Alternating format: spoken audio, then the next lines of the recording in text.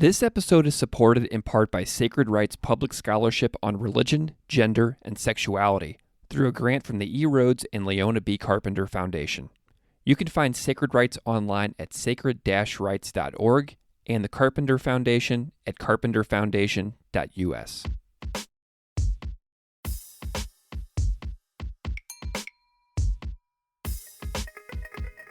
Welcome to Classical Ideas. This is Greg Soden.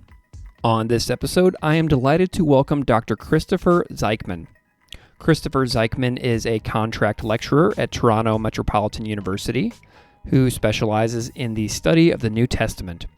His research focuses on a variety of questions related to sexuality, the Roman military, and the early Jesus tradition. His books include Radical Antiquity, Free Love Zoroastrians, Farming Pirates, and Ancient Uprisings from Pluto in 2025, Queer Readings of the Centurion at Capernaum, Their History and Politics from SBL Press in 2022, and The Roman Army and the New Testament from Lexington Fortress Academic in 2018. In this episode, we mostly focus on the brand new book, Radical Antiquity, which is a really fun and engaging read. I hope you love this conversation with Dr. Christopher Zeichmann.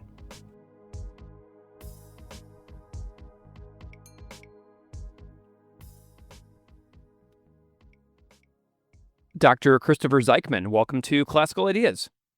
Thank you so much for having me, Greg. I am delighted that you're here. I'm wondering if you can kick this off by introducing yourself a little bit to the listeners out there so they know just a little bit about who you are and what you do. Absolutely. Well, thank you for having me again. My name is Christopher Zeichmann. I am a contract lecturer at Toronto Metropolitan University in Canada. I teach in kind of a few different departments: history, religious studies, and what's also called arts and contemporary studies. But my research really relates to the New Testament and religion of antiquity, right? So my work primarily focuses on Christianity at the intersection of the Roman Empire, and also kind of how questions of sexuality, strangely enough, get caught up in those sorts of issues there. And born in the States, but recently became a Canadian dual citizen. So happy to be on both sides of the border to that. Excellent. Well, you're just up the road from me in Toronto. I live in Buffalo, so we're practically neighbors at this point. Just shoot up the QEW if there's no traffic, and we'll be near each other. I would love to know a little bit about your academic path and something that, like, how did your curiosity come to take shape to where you kind of arrived at this area of expertise related to the New Testament, sexuality, the Roman military, early Jesus traditions. Tell me a little bit about those stepping stones along the way. Absolutely. So why I became interested in the Roman military is kind of an interesting question, because by my own nature, I'm very much in the line of a pacifist. I wouldn't call myself a true pacifist, but I'm not someone who has a strong kind of military history in my family. I'm not someone who ever joined the military or anything like that. I think for me, it kind of came about when we were studying certain gospels, and when we were reading them in kind of my doctoral classes, I noticed how there was very little work actually done on the military itself, so much so that a lot of what scholars were saying didn't seem to be actually grounded in what other scholars of antiquity were saying, right? So kind of New Testament studies in its own way can kind of become a very echo chamber of a field where kind of people are just talking to each other who are also New Testament experts, and at times not really paying attention to what other people are saying. And so I think that to me kind of opened up interesting questions, right? If people aren't really looking deep into the question of the military, well, how does it relate to kind of these kind of bigger kind of political, ideological questions in antiquity about questions of, say, complicity and kind of how people resist and things like that, which kind of is a bit more in my political wheelhouse. So kind of how do people engage with the ancient military? Were they always perceived as, say, bad guys in, say, Roman occupied Judea? Or was it a more complicated relationship? And, the questions of sexuality often comes to, do people marry with them? What kind of relationships emerged in that context as well? So I think that those kind of questions, just noticing in the first place that there's a sort of gap in the research, and that kind of opened up a field for me of areas where people hadn't really written much about it. And from there, kind of these bigger political questions about, I don't know, I think complicity is one that's kind of important in our own times, right? As people are dealing with regimes that they may not be happy with, right? I think for instance, even during World War II, right? There's been a lot of fascinating work on kind of French and Russian work on kind of how people resisted and were complicit with um, foreign militaries, especially the Nazis, and how that kind of was perceived by the public. And those also played out in antiquity too. So that's kind of the broad scope of my interest and how I became interested in that. Yeah. What about the like the academic institutional journey as well? Like where did you start Sure. learning about these things and what like who kind of like helped you find your way as a scholar? Yeah, absolutely. Yeah. So, when I initially began undergrad, I actually wanted to go in optometry. Oh, fun. So completely different field there, right? And then I found out in my first semester that there's eventually a cadaver class. And I'm like, there's no way I can emotionally handle cutting open a human body. So then I was like, okay, well, maybe I'll become a pastor because that's something I'd also thought about doing eventually. So I transferred schools, started studying classical studies and theology, and I quickly realized I didn't really have the personality to be a pastor. But I love that academic study of the Bible. And so this is at Valparaiso University in Indiana, studying there, and just a really great program. It's kind of a lot of the scholars there have since retired, but like Mark Bartush, Carolyn Leave, among others. And from there, did my master's degree in Claremont, California, but it was really University of Toronto where I think being able to have like really compelling conversations with my mentor, Leif Vogue, um, about sort of these political questions, right? So, how do our own political situations today encourages us to read the Bible in particular ways, right? That we kind of have these blind spots that we're not even aware of because, we're living 2,000 years later. We assume it must have been a certain way in antiquity. It must have been very similar to how we do things.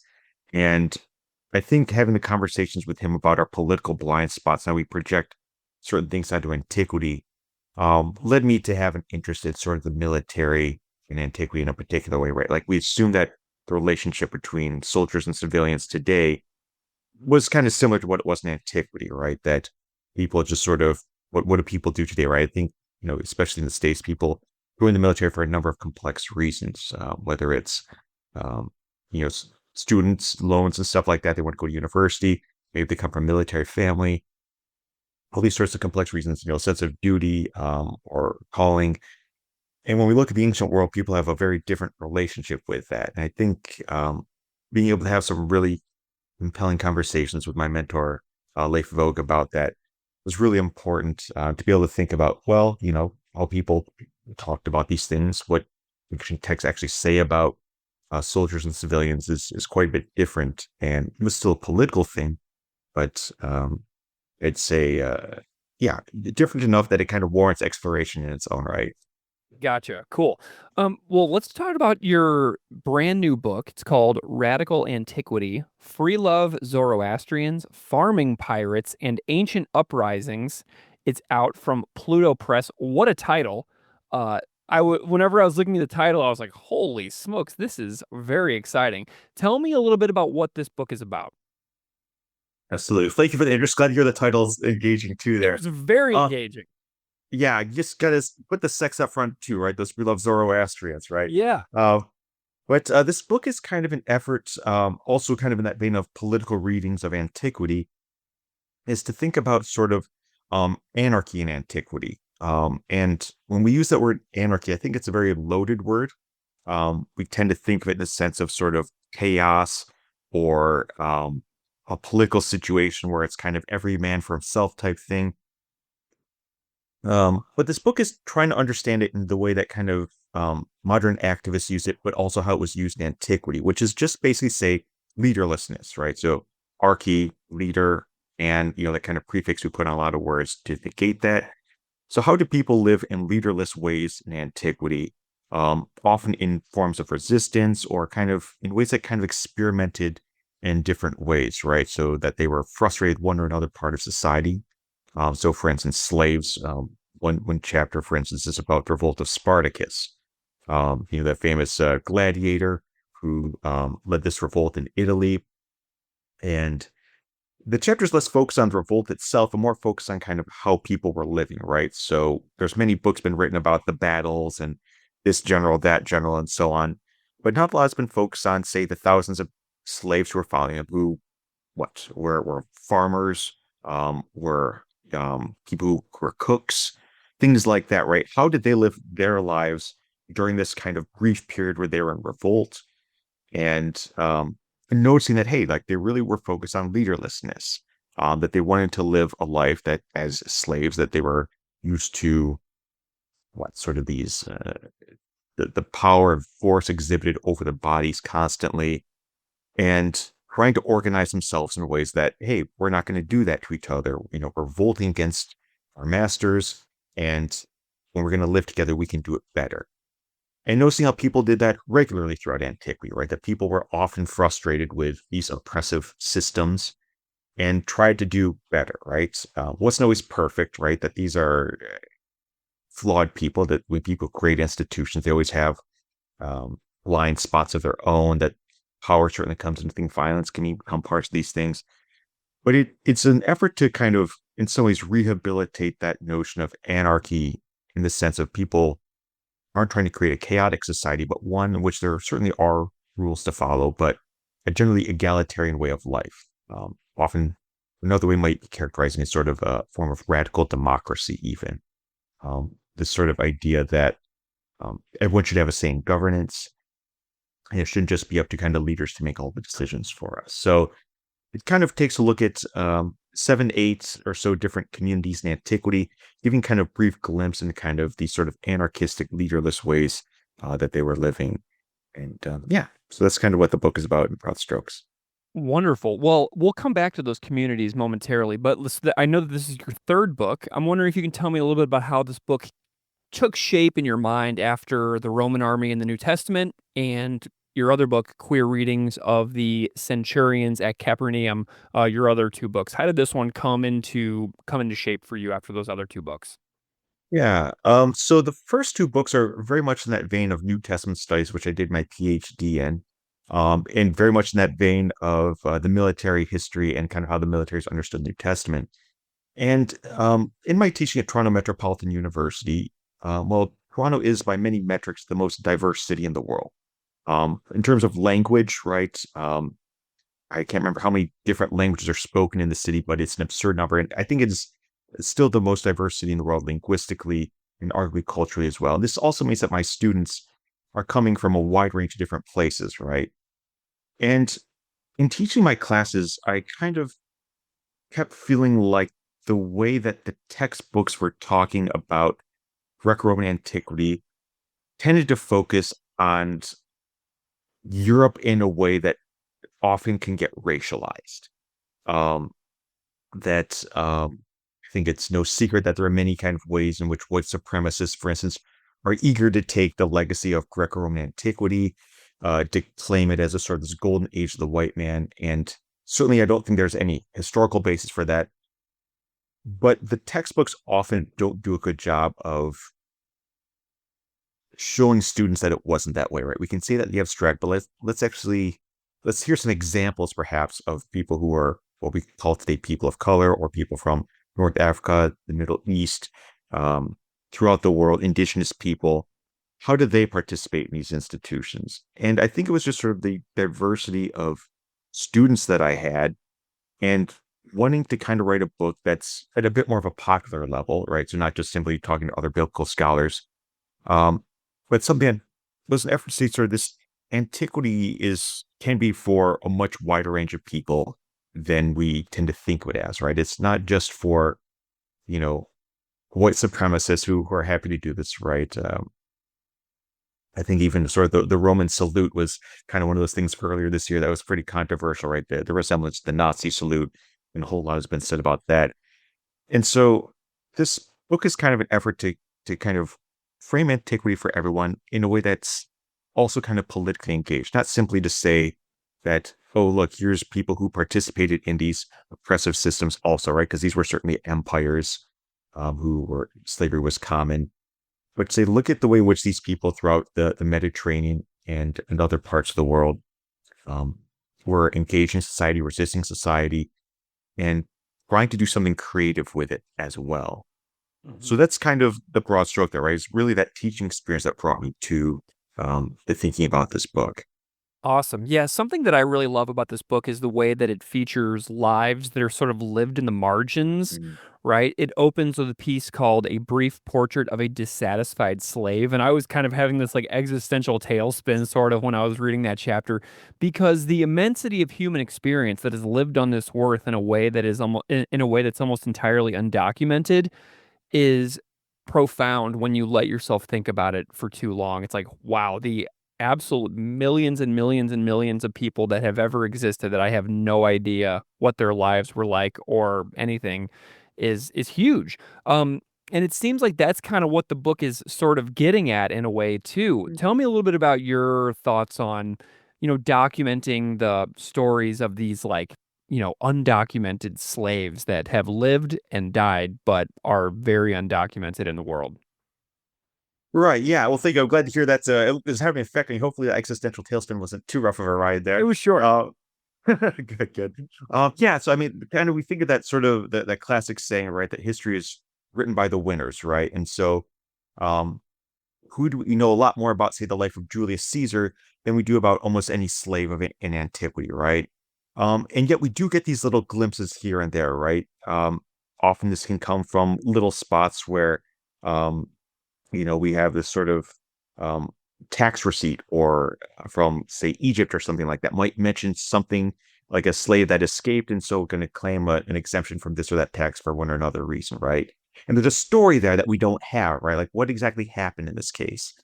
And the example that you mentioned at the beginning, sort of brief portrait of a dissatisfied slave, kind of emerged from a similar thing there, right? It was looking at there's this inscription from ancient Greece right off the coast of Athens that kind of is this list of this sort of association, sort of ancient club of seems to be kind of people who were either former slaves or people who lived outside the city but had some connection with Athens. And a number of people mentioned on there are slaves, but more interestingly, they're women as well. So these women who are kind of enslaved women who are participating in these institutions. And why are they doing that? Right? That a lot of, it's a very patriarchal society. Women are excluded from a large portion of society at the time, right? They can't vote. They're not full citizens. They can't run for political office. The patriarchy is very strong in this context. And yet these women who were formerly enslaved join these institutions. And I kind of trying to imagine what that story is behind it. In that portion, I drew upon kind of this really remarkable article written back, I don't know, 30 years ago or so now by Saidiya Hartman, who developed this kind of thing called critical fabulation. And Saidiya Hartman is kind of a scholar of the Caribbean in kind of the early modern period. And she's interested in kind of how slaves in the Caribbean are kind of mentioned briefly in the historical record, but we don't know a lot about them. So she kind of develops this way of reflecting on the lives that are implied within these brief excerpts there, right? And that's kind of an effort to do that too, right? That kind of throughout the book, I wanted to kind of ground it in these real human beings, right? That, as scholars, we often can get very abstract.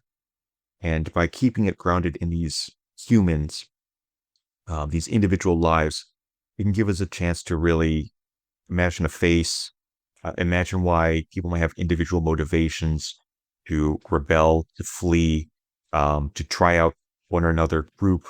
Hey, here's this group here where they're ascetics and, they believe in not having any sex doll, not marrying a doll or anything like that. Well, why might someone join that? It doesn't sound very appealing to many people. Well, let's imagine, for instance, that you're someone who's not attracted to people of your own gender, or you're attracted to people of another gender. Marrying doesn't sound very appealing to you. You have this family pressure. Well, there's real human motivations to give up a life that might involve marriage and comfort of a certain type to live in this sort of desert group where people aren't marrying, or to rebel, or to try out other kind of radical ways of living. And yeah, so it's kind of throughout that trying to just keep an eye towards those real human beings who are doing that. Yeah, I want to talk more about that anarchy and those communities that you were talking about earlier. In the book, I see a quote that says, "This book concerns anarchist communities during classical and late antiquity. For our purposes, this refers to the regions surrounding the Mediterranean Sea, from the first Olympic Games in 776 BCE until the fall of the Umayyad Caliphate in 750 CE, although our discussion sometimes extends to more distant peoples described in Greek and Roman literature. So I want to know a little bit about the groups that the book goes through and maybe some basic need to know to tease listeners into becoming readers about the Sure. communities that you feature in the book. Yeah, absolutely. Let me bring up the table of contents here real quick if you maybe have Yeah, a second. totally Just fine. so I don't want to skip any of the good stuff here. Yeah, because I feel like the bringing in the anarchist aspect is the anarchy aspect is really fascinating as well. Whenever we think about groups that were living in different ways, they kind of shed some new light on some history that people were unaware of before. Sure. Yeah. Well, thank you. It's a great question. So kind of, yeah, it covers maybe eight, nine different groups. And the first one that it starts with is one that I mentioned earlier, kind of that revolt of Spartacus. And rather than focusing on the revolt itself, kind of the battles and so on, looking at the different community or the specific community that emerged around them of escaped slaves. And so, for instance, this involves kind of this reading against the grain of these ancient authors who are obviously, who's writing about these, who's writing survive well. It's very wealthy Romans who owned slaves themselves, who wanted to, discourage anyone from thinking about revolting these slaves. And so, by reading their texts and kind of reading them against the grain, um, we notice a few things, right? So these people who form a community around Spartacus seem to be deciding a few things. That basically there's no clear head of state or anything like that. It's pretty clear when you look at that. Basically, Spartacus himself is a general and doesn't really have any power outside of battle itself. He's a military commander, but when he's back in the community, he seems to just be one among many voices. They also seem to do away with money and even more or less private property as well. And then one final thing, for instance, that the community of Spartacus at Thurii in Italy did is that they also were very clearly prohibiting sexual violence as well. That's one thing that slaves often experienced in antiquity with sexual violence, and they kind of created clear prohibitions on that as well. And so that's kind of one way in which they experimented with these things. Then we kind of go on from there out to Judea and Egypt. We're looking at kind of two different Jewish communities. One very famous, the Essenes. The other one a bit less well known, the Therapeutai. And these are both Jewish communities that engage in forms of asceticism. So they're kind of giving up worldly pleasures of one or another type to basically what's kind of get away from worldly pleasures. So they can kind of focus on living a more moral life among each other. And they seem to have a number of similarities between them. One, the Therapeutai in Egypt, the Essenes in Judea, and they live in the desert. They don't marry. They share their property with each other. But there are some significant differences. So one, for instance, would be that the Essenes live in an all-male community. It's only men there. Hmm. Um, and the Therapeutai are a mixed community of both men and women. But there's no marriage. There doesn't seem to be any sexuality among them. And so what it's interesting to think about this is kind of how this is ways of addressing certain parts of patriarchy and antiquity, right? So how to do away with patriarchy, for instance, among the Essenes by simply not creating a gender hierarchy at all, right? There's no women or children. Well, there's no real way in which patriarchy can exhibit itself through kind of gender relations in that way. Whereas with the Therapeutai in Egypt, their way of dealing with it was kind of a form of segregation, right? So that women and men would kind of be in the same space only at certain times, but everyone has their own home, that they're sharing goods in common, that there really isn't a structure of hierarchy among them, and things like that. From there, we move on a bit north to Phrygia, which is part of the region of what we call Turkey today. And here's kind of looking at kind of the broad history of a region. Let's focus on any individual people. And there's been some pretty fascinating archaeological work and analysis done by a scholar by the name of Peter Thoniman, who basically argues that the people of Phrygia went out of their way to not have any leadership at all. And they did this remarkably by giving up literacy. That they just chose to know what's going on, how to read, know what's going on, how to write, because they understood there that literacy is the way by which governments can kind of exhibit their power over people, right? So kind Yeah. of through bureaucrats, institutions, taxes are collected, laws are enforced, and that basically if you get enough people refusing to learn to read or write, that can be one way of preventing that from happening. Of course, I love reading and writing, so I would encourage people to go about this route, but it's an interesting way in which they tried it. Yeah. So then from there, there's a few other examples too. The Cynic philosophers are pretty famous. Diogenes in Greece, there among others, living this sort of, I don't know, almost like a crust punk life. If you're familiar, I don't know, people here are familiar with that, but kind of people who are choosing to live a life that is devoid of respectability, and doing this often because they were not going to be able to participate in institutions themselves, right? So, just to use an example here, right? In ancient Athens, to be able to participate in politics, you need to be a citizen. To be a citizen, you need to be full-blooded Athenian. Well, a lot of these Cynic philosophers are people who might have had one parent who was born somewhere else. They weren't full Athenian, or they might have been children of a slave. And so rather than trying to play this game of respectability, they just say, let's throw the whole thing out the window and just live a wild life in a way that's going to make us happy, and be really critical of that. Got a few other examples too. The Gnostikites, or the sort of the free love Zoroastrian sect that I mentioned. Um, it's kind of theirs is an interesting story in that, so in the Sasanian Empire, what would today be like Iran and Iraq, Zoroastrianism was kind of the main religion. And how marriage worked there is it was polygamous in the sense that very wealthy people often had harems, right? Like multiple wives and so on. And this uh, basically kind of women work in this very patriarchal way, this sort of ornament of masculine power, wealth, privilege, and so on. But the idea that it takes a lot of resources in order to be able to, um, have a lot of women around, make sure they're, happy, and basically sexually exclusive to you. Well, this also means that if, it's a handful of people who are marrying every woman, that there aren't a lot of other women for other men to marry. And so they develop these Masakites kind of rebel against the Sasanian Empire and end up having this sort of different type of marriage, which is basically one woman would marry several men. And they kind of found a way of working with these things, that, they seem to emphasize consent, that they seem to share goods and property in common, and again, seem pretty leaderless, right? There's one ancient writer who talks about how their imams, right? Basically, their religious leaders are basically just dispute mediators. They don't really actually give any rulings. They don't teach anyone. It's just, okay, here's a dispute. We're going to resolve that. Um, and then a couple other examples there. I'll just briefly go through them. The Circumcellions are this sort of a Christian sect who were rebelling against kind of the Catholic Church in the fourth and fifth centuries.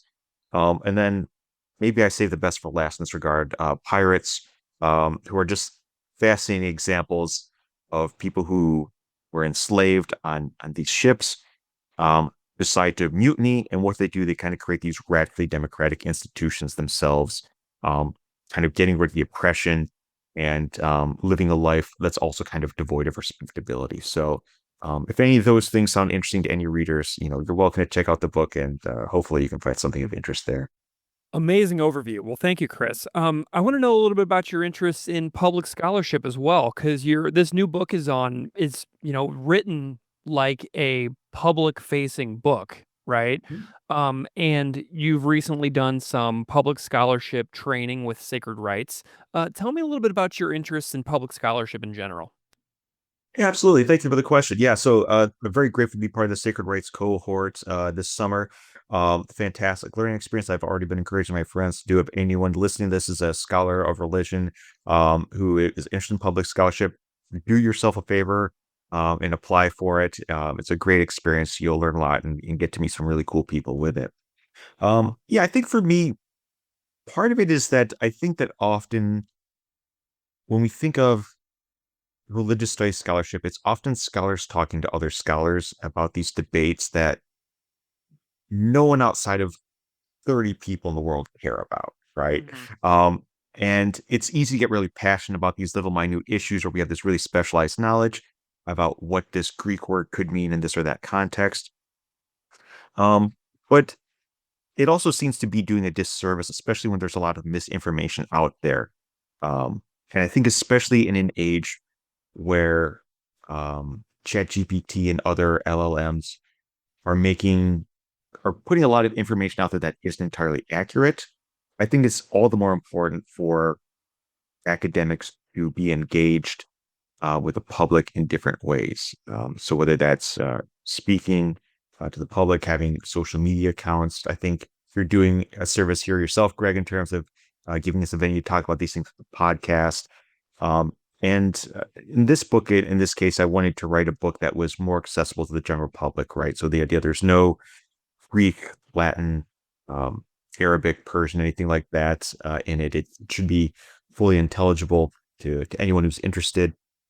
Um, with the idea that these things hopefully are of interest to people um, and can kind of offer a bit of a corrective to a lot of those narratives that are out there, especially like I mentioned before, these narratives of antiquity being racialized in a white way or heterosexual way or anything like that.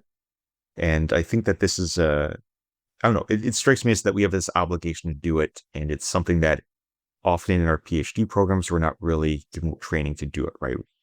In that course, that process, or if anything, being more and more encouraged to write for a very minute, small audience of 6 people on our dissertation committee, and then we're kind of Yeah. thrown out to the wild after that. It's really funny too, because whenever I was searching for some of your work, I came across an AMA that you did on Reddit with regards Mm. to public scholarship and just talking about, biblical scholarship. Tell me a little bit about your involvement in communities like that too, because Reddit, like, if you come on Reddit, like, you got to be ready to rock because those people will call people out on anything, and you really got to come, correct and prepared. Tell me a little bit about that experience too, because that was pretty funny discovery. Like, yeah, so the Reddit Ask Me Anything was a lot of fun. Yeah, so the academic biblical subreddit is a great place. It's one that I participated in for several years, and I think it's a lot of fun. It's just great in a lot of ways. It's really cool conversations are happening there in general. I certainly learn a lot from it to write articles I may not have been aware of, like people are drawing those to my attention.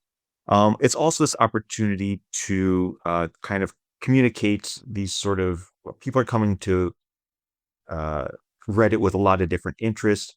And finding out what people are interested in these days is generally important, and being able to engage that so as to kind of explain why I think certain things are important, but also kind of talk about my ideas in a way that isn't, you never want to dumb anything down. How do you take these ideas that might be really dependent upon the meaning of this or that Greek word? Um, how do you talk about those in ways that makes that same point in a way that's a bit more accessible to people who don't have that kind of specialist knowledge? So I think that's a good exercise, one that we often have to use in the classroom as well, right? If you're like myself, where you teach undergraduate students who don't have knowledge of ancient grammars and languages or certain texts that were written, it's kind of a similar set of muscles you're using there. And like you said, right, these people are highly engaged. If you say something that sounds like baloney, they're going to call you out, and you're going to have to deal with the pushback there, right? And I think that's a lot of the fun of it too, is being able to be part of those conversations in a way that is very democratic. That part of the Ask Me Anything is that they ask me because I'm an expert in such and such a topic, but when you get to that conversation there, right, at the end, I'm just a series of letters on a computer screen like everyone else. And that sort of democratization is this um, very fun experience that, like, okay, if someone else is getting more upvotes than my comment, then it means that I actually have to like explain what I'm trying to say better than I was saying it, right? So you can kind of see in real time there who's being thought of as having be more persuasive or a better comment or anything like that.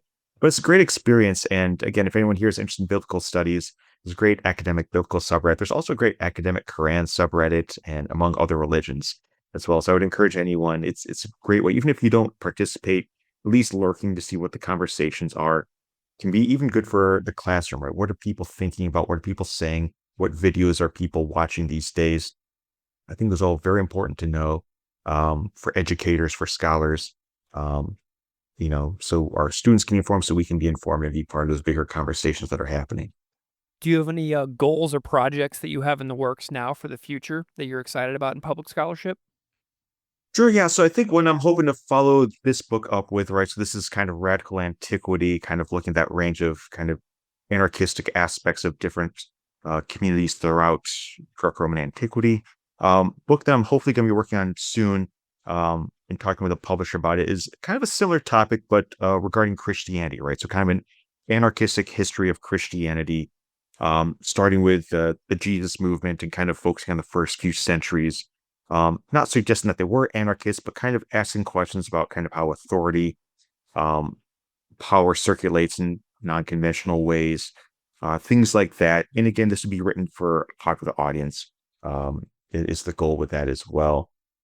So that's one thing I'm hoping to do. I'm also, one thing that I work on regularly is one of my side gigs for a while here. It's a wonderful website, inscriptionsisraelpalestine.org. So basically what that does is an effort to kind of, scholars, archaeologists do this digging. They find these cool inscriptions that mention, ancient, in Judea somewhere, that this temple or this synagogue that was made, or this Roman emperor came to town, or this tombstone that was found.